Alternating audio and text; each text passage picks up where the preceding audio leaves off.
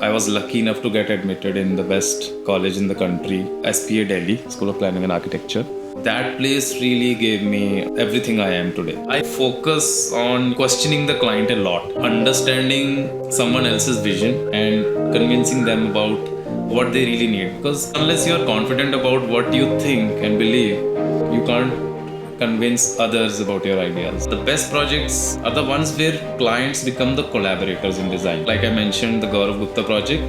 He is a fashion designer, so he was obviously very involved in the process. That's how great projects happen. Since they have moved into that new space, they have grown internationally into a much bigger brand. I started learning music at the age of 34. I have released a lot of music professionally. Some people listen to it, but I don't talk about it much. Having aspiration is not a bad thing, but that's where an expert comes in. Hi, this is Vikas Sharma. I'm a professional designer. I've been working for more than a decade as a professional. I was raised in the mountains of Jammu and Kashmir. Someone guided me about architecture as a profession, and I took it as a conscious choice. I was lucky enough to get admitted in the best college in the country, SPA Delhi, School of Planning and Architecture. That place really gave me everything I am today. So I got good opportunities. I worked with some of the top offices in Delhi. It's been 10 years. It's going strong. I specialize in residential, commercial, and interiors. I'm doing large-scale commercial projects for last many years, almost a decade.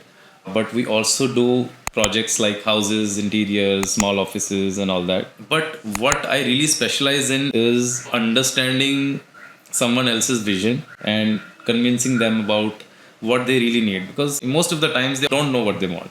Yeah. It's kind of a very blurry boundary.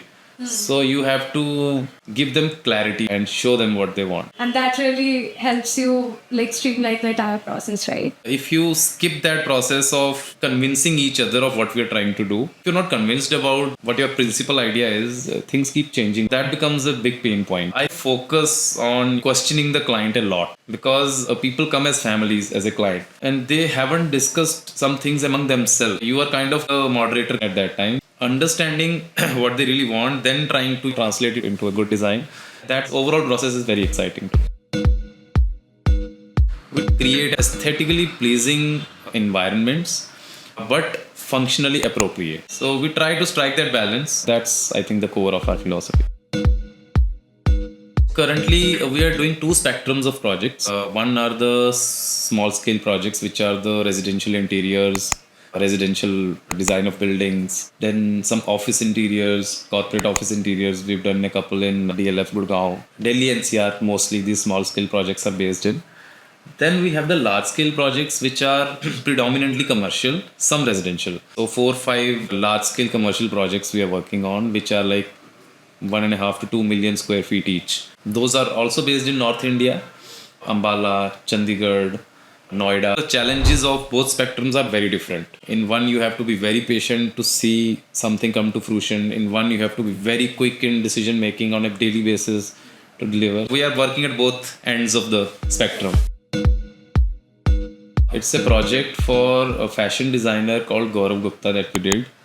And it was a very bland looking structure that they bought. We had to convert it into an aesthetic that fits their brand. And we ended up doing a language which turned out really well, and they are very happy. The building looks beautiful from outside. It is very fluidic, kind of in correlation with the aesthetics of their Gaurav Gupta brand. And since they have moved into that new space, they have grown internationally into a much bigger brand. And we did all that through the COVID years, so the struggle was even more than a regular project because of the meetings not happening, delays in the construction. That's one very special project to me. I like people who are not driven by distrust, skepticism. It's like a limited time marriage kind of a situation where you have to show trust. It's kind of a similar thing for a contract. Unless you show trust during that period, the end product is not going to be good. That's what I've realized. And people who value your time. Thirdly, I would say people who really question your process. The best projects are the ones where clients become the collaborators in design. They will think from points of view which sometimes even designers can not look at. That really makes the collaboration very special. Like I mentioned, the Gaurav Gupta project, he is a fashion designer, so he was obviously very involved in the process. That's how great projects happen. Almost all the clients, they don't realize that the initial programming of the project in their minds might not be the best suited to them in the long run. For example, there's a father, there are two sons, and the simplest thing is एक floor ले लो तीनों, है ना? Or no, I will stay with this son, so this will be a duplex, another one will stay on top. There are many permutations, combinations, but what they need to see also in parallel is that this is also a piece of real estate which does not need to be locked in a way that kind of limits its value in the future. Making them realize those things, that get rid of short-term vision and think of the long term. That's what I think I try to address to clients. I don't think the steps are going to change from online to offline much. Yeah. It's going to be a regular conversation on the screen. First, listen to the client. What does he have to say? Why is he coming to us? And after understanding all that is there in their mind, then we have a set of questions that we like to ask. Then we like to know what kind of an arrangement will work in a broader sense. Once they've approved the arrangement, the concept design starts. Then the next stage is of doing the costing, tendering, all the drawings, detailed drawings and all that happens. I don't think there's anything I would like them to come prepared with. I can only assure one thing, that once a client comes to the meeting with us, after 1 hour or 2 hours, whatever the time of the meeting is, they are going to go back with a lot more clarity, providing clarity to people on what they want and why they want it, and how should they tweak their own mindset to build something which suits them even better. We don't start with the premise of being unique. The premise is to understand the site really well, understand the client really well. That client is unique. Yeah. There is no one else in the world who's just like him or her. That site is unique. There is no site in the world which is just like that in terms of all the surroundings and everything.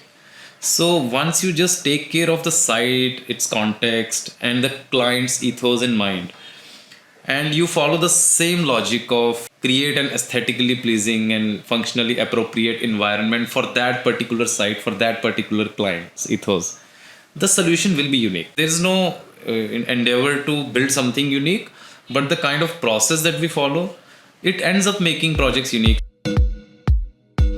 What's a common mistake people make in your area of expertise and how can they avoid it? Ignoring the context, trying to be influenced by something which is not in your context and trying to replicate it in some way. Having aspiration is not a bad thing, but that's where an expert comes in, where he has to understand what you are aspiring for, and then he has to give you a version of that which suits the building or the interiors or the space in a way that it is long lasting. It has to be something which is responding well to the context, to the road, to the street, to the neighbors' buildings, to the environment, to the climate, to all those things. That's one mistake people do while starting off their design process. They ignore the context. What's one tip that you always give to all your clients? Nowadays, clients have been coming to the meetings with a lot of clutter in their heads. They see 100 reels of interior design. We need to guide them on how to choose the right things and how to do less and not just do everything. Are you a coffee person or a tea person? I love coffee. One word that describes your design style. It's very organic. I have never really put myself in some kind of parameters or a box that this is the way I work. I go a lot with my intuition as a designer, because I do believe that intuition is kind of formed by our subconscious over the years, which is very logical. What's your design pet peeves? Jumping the stages. I come across many people who jump the stage very quick. The initial stages are very critical. If you're trying to jump the stage just for the sake of khatam kar do, timeline hai ya kuch hai, that's a turn off. And are you a morning person or are you a night owl? I used to be a night owl. I used to work a lot in the nights, but as I've matured over the years, now I prefer working in the daylight. What do you enjoy doing when you're not designing? A lot of things. I'm someone who likes to keep my mind stimulated. I'm a musician. I write a lot. I play with my kids. I try to do something related to fitness. Sometimes I'm running, sometimes I'm swimming. I love swimming a lot. And there's a lot of things I do. It keeps changing from time to time. Yeah. Perfect. And can you tell us a lesser known fact about you? I started learning music at the age of 34, and I have released a lot of music professionally since then, and I don't talk about it much. It's there in the world. Some people listen to it, but no one knows it except my close friends, family. Those are the people who know about it, but I don't like to market. That's exciting. That brings us to the end of this interview. Thank you so much.